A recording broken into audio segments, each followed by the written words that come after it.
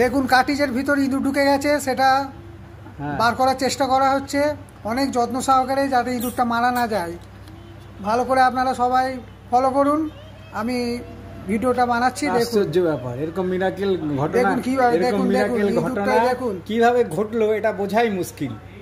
এ মনে হচ্ছে এর জন্য সিবিআই তদন্ত দাবি করতে হবে।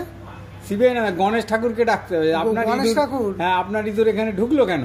আমাদের সারাদিন আজকে গণেশের কি একটা ইঁদুর? না না, এটা দেখতে হবে তাকে, তার বাহন।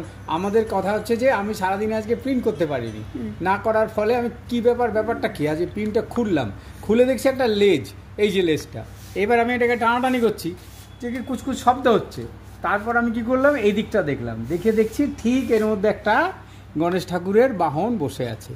আশ্চর্যের ব্যাপার। আর এইসব জিনিস, যত উটকো জিনিস আমার কপালেই জোটে।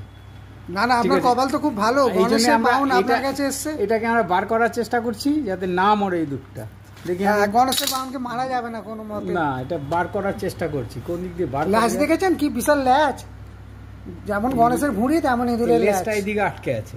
কি করে বার করবো এটাকে? মানে আর ইঁদুরের ল্যাজ তুলে টানলে ল্যাজ খুলে চলে যাবে। একটাই রাস্তা, সেটাকে যদি ধরে বার করা যায় কোনোভাবে, নাহলে লেজটা কেটে দিতে হবে। কিছু লেজ কাটলে মরে যাবে, টিকটিকি নয় যে লেজ গজাবে আবার।